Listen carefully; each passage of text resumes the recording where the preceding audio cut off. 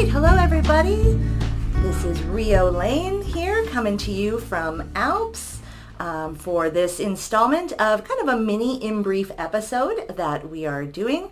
And so I am here today with Bob Paolini from the Vermont Bar Association. Hello, Bob. Thanks for joining us. Good morning, Rio. Thanks for having me. Yeah, it's great to have you here. So you are the executive director of the Vermont Bar Association. I am. Yeah. Want to tell me a little bit about your background and kind of how you ended up at the bar? Sure. Well, I'm a lawyer. I practiced in Vermont. I was admitted to the bar in 1973. Wow, yeah. So I became executive director of the bar in February of 1996. So I've been in practice for 22 years. Yeah. During that time, I served in the Vermont House of Representatives for a couple of terms, and then left that position, just went back to practice. And then I saw that this position of ED of the Vermont Bar opened up. And one of the pieces of the qualifications that they were looking for was sort of policy-making work. All right. And I really enjoyed the legislative process when I was a member of the House. It's a part-time legislature. It's really hard to integrate that service with the practice of law at the same time. So I ended up not running for re-election after a couple terms. So when this position opened up and there was the opportunity to go back into the legislature representing the profession, I applied. Yeah. And I was hired, and I served in that job for 20 years. Right. I left in the spring, I think it was June of 2016. Yeah.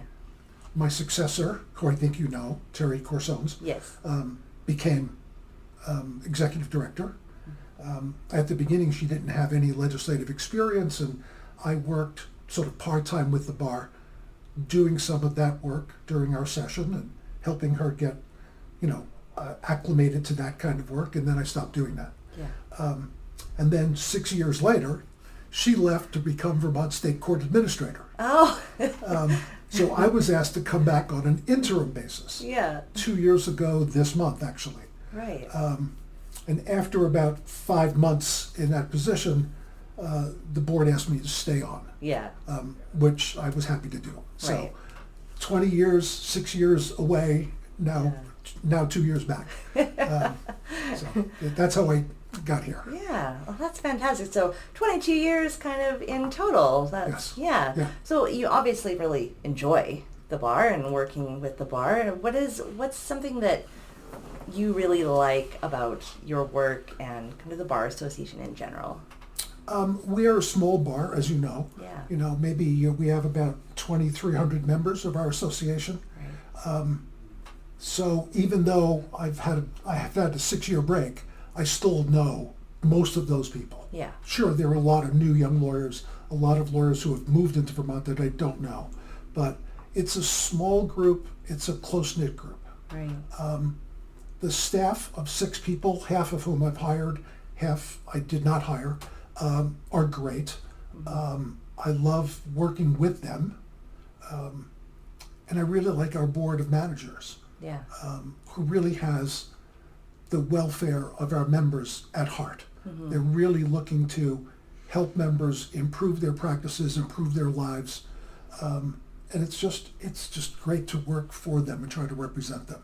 One of the questions that I was asked in my first interview going back to 1996 was, taking this administrative job is going to be so different than practicing law. I mean, how do you feel about that? And I said, yeah, it's not all that different. I mean, yeah, I've got clients now, but now I will have just one client.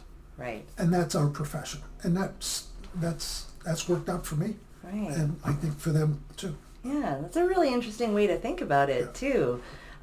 So I was wondering about the board, and would you say that it's really important to have a board that is invested in the welfare of your members? Would you say that that is a requirement to running things well? That's a requirement. Yeah. Yes. Yeah. It is. We need the direction. Yeah. We need, in our case, we have 17 voices. Right. All of whom are in different types of practice. One of whom is a judge, by the way, because we always have a judge on the board. Right. But they all have different perspectives on what the legal profession is about today. So we meet 11 times a year, and I try to get up to date on, what are you folks seeing? Yeah. What should we be addressing? What challenges are new? So Yeah. as long as we're all dedicated to helping our members and helping protect the profession, as well as helping to protect the public, Right. I think we're doing the right thing. Yeah. So what kinds of things are you hearing from the board or even members about kind of challenges that are coming up that they're having to navigate? Well, clearly in this current climate, the rule of law is a challenge that we all have to address, I think. Respect for the law, respect for the court system, Right. is something that I think every state bar needs to address. Yes. In Vermont's case, we're, as I said, we're a small bar, but we're a graying bar. Vermont's surrounded by cities like Boston and New York. Not literally surrounded, Yeah. but we're close to those cities. Yes. Hartford, Connecticut, Boston, New York City, places where there are greater opportunities for newly minted lawyers. Right. Asking them to come to Vermont, especially if they have a bunch of education debt, is difficult. So the number of new lawyers we have is diminishing. As the bar ages, we lose to retirement every year a handful or more than a handful of lawyers. So the shrinking bar is a real challenge, I think, for us. Actually, this morning I engaged in a conversation with our board about the small number of lawyers who are applying for an open judgeship in Vermont. And everybody's concerned about that. Right. There's an email chain going back and forth for the last 2 hours about what are we going to do about this? Right. How do we get qualified people to be judges? Right. So there's another topic for our board meeting next Friday. Right, absolutely. So, and it seems that kind of the graying bar kind of, like situation, I mean, is something that a lot of the bars are dealing with now. There certainly seems to be a larger numbers of lawyers transitioning out of practice, retiring, than there is coming in to the profession, absolutely. Yeah, I don't think Vermont's unique Yeah. in that respect Yeah. at all. There's technology challenges, Yep. where things went to online filing and different things that drove some of the older members into retirement. Right, yes. I remember when that started, and I would get phone calls or emails from my members saying, I can't learn this whole new system now. Yes. I'm done. I'm at the December 31st, I'm retiring. Yeah. So, yeah. Yeah. There's that. There's the pandemic, and Yes. how many people that drove out of the profession. Oh, 100%. Yeah. Because, I mean, never mind even the technology adoption required for the pandemic, but also just navigating the entire situation, it's a lot. And if you've been practicing for a long time, it's just easier probably to call in. I know, call it as in opposed to relearn everything and start over. Yeah, exactly. Yeah, so would you say that that's kind of similar to the rural, the difficulty getting lawyers to practice in rural areas as well? Kind of along the same lines, it's just difficult finding people to fill those gaps. We're definitely seeing that in some of our more remote places in our state. Our state's not big, but there are counties that are not big, but they only have one or two lawyers. Yeah. And we know, and we try to say to new lawyers, look, if you want to make the sacrifice and go there, you're going to be it. Yes. You're going to be that town's lawyer. It's sort of like thinking back 50 years or more, the local town lawyer. Yeah. There are towns that local town lawyer has passed away or has retired, and there's nobody there to take over. Yeah. So, we're trying to match those new lawyers with the senior lawyers, have them spend some time together, and then one retires and one sort of takes over. Yeah. But it's a challenge, Yes. again, because of college and law school debt, and the Yes. fact that salaries are not that high Yeah. in those rural communities. Yeah. Yeah, fair enough. And for the new members that you do have coming in, are you finding that they're kind of looking for more from the bar than maybe the members that are aging out? They're kind of looking for different types of engagement. Are you finding you're having to kind of adapt or navigate that? They are definitely looking for something different. Yes. And I have to give credit to our Young Lawyers Division because they're great about reaching out not only to newly minted lawyers, but to law students. Yeah. We have one law school in the state. So working with that law school and trying to integrate those folks into the bar. Yes. Their needs now are very different than what I experienced. Right. When I started. Yeah. There was that whole process back then. There was one judge, now retired, who used to say that when he started, his first year was carrying the briefcase for his partner. Yeah. Going to court, just sitting there, but doing that for a year or whatever. That doesn't happen anymore. People don't have the resources to do that like they used to. So there's part of that education, that apprenticeship thing, if you want, that's now missing. Got it. That kind of mentorship piece. Yeah, and that I've heard that is a challenge for young lawyers, and you're getting into this new profession. It really helps to have some guidance, and having to go without makes things much more difficult than they need to be. Yeah. There's definitely lots of things that are needing to be rethought and navigate, but that's always the way it is, right? There's always going to be something that is a challenge, and then we have to figure out together. So, which makes this position so much fun to be in. Yes. Because to meet those challenges, there are new things every day. Yeah. Really, there are new things every day. Yeah. Do you like solving problems? I do like solving problems. That's fantastic. I think that's a really good way to think about it too, is rising to those challenges every day, and makes you really a good person to be leading the bar then, because members will need to know that they have somebody who has their interests at heart and wants to help them navigate those things. Right. Yeah. Right. I also love a job that's different every day too. Yeah, it's fantastic. So I want to kind of shift a little bit and talk a little bit about kind of partnerships. Now, I know that the Vermont Bar has partnerships with different vendors, different groups and organizations, kind of like ALPS, for example. How do those partnerships impact the bar or your memberships? Do you feel like they support the Bar Association? Well, let's talk about ALPS first. Okay. Yeah. ALPS has been a great partner, and I think our most important partner since I started working at the bar 6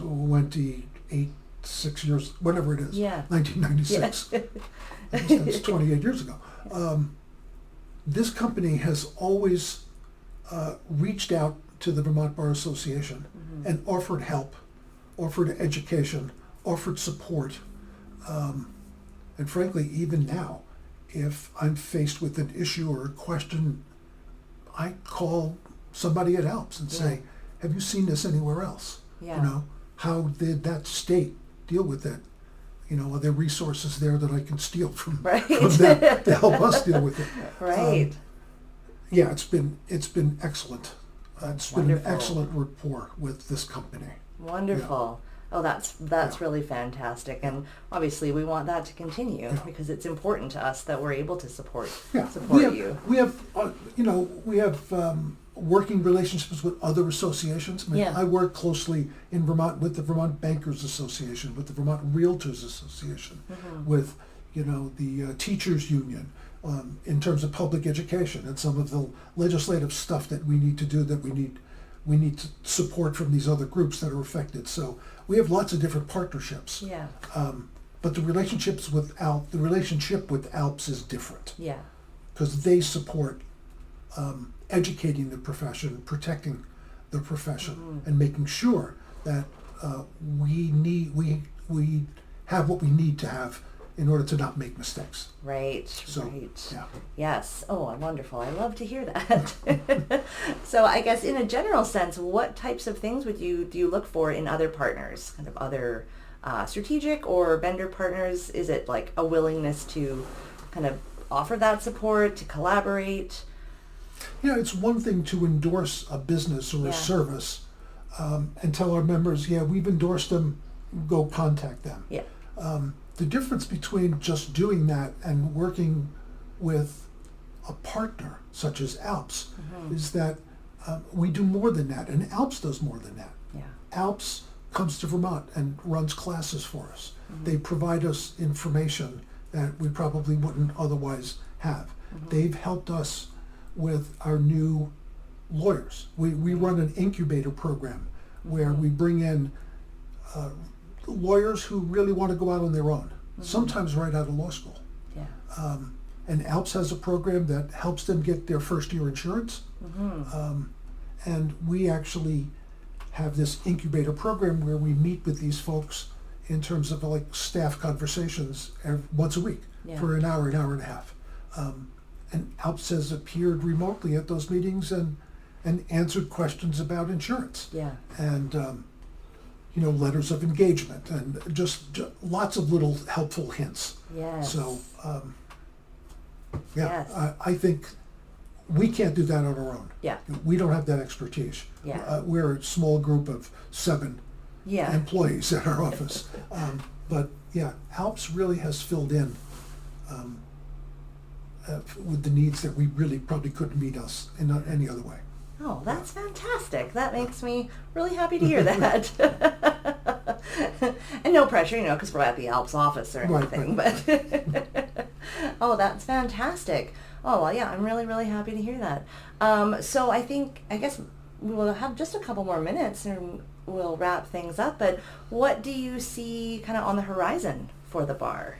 What are you looking forward to? What's coming down the pipeline? What do you anticipate? Anything really? Oh, I think we need to look. I'm not going to be doing this forever. What? I'm not. I don't know. Yeah. So, I think we need to. Let me start over. We have a staff of 7, and 4 of us have been there for 15 years or more. So I think internally we need to prepare for some changes. Right. Not only my position, but my associate executive director's position, a legal services coordinator, and another staff member who does our CLEs, who Laura, Laura, yeah. yes. So, those of us, there's a lot of us there that are in sort of almost retirement mode. Right. Of course, I came back from retirement. Yeah. As I like to say, the board unretired me 2 years ago. But yeah, I think we need to, and we already have, started to prepare succession plans and transition plans. Yeah. So that's going to be just sort of an internal challenge to our staffing. Yeah. It doesn't really affect the profession. It's going to involve the board more as more in terms of a little bit of management as opposed to just setting policy. Right. So they're going to be faced with the challenges of making certain decisions, maybe restructuring, maybe not, Right. but certainly having to hire my successor, and then he or she needs to overlap with these other folks who are looking towards retirement. And so I think we've got some challenges internally. A little bit of organizational change. Yeah. I mean, and that's definitely the way it goes, right? It's exactly. If you're not changing, you're not You're evolving. not growing. So exactly. Yeah. Wonderful. Well, thank you so much, Bob. Thanks for taking the time to sit down and chat with me. Really appreciate getting Thanks for having me. sit down. It's great to be here again. Yes, well, we're so excited to have you, and we are going to be enjoying our Bar Leaders Retreat the next few days. So, looking forward to get to chat with you more. I'm sure you will. Yeah, me great. too. Thank you. Yeah, thank you so much. All right, everybody, that wraps it up for today. You will hear from me later more.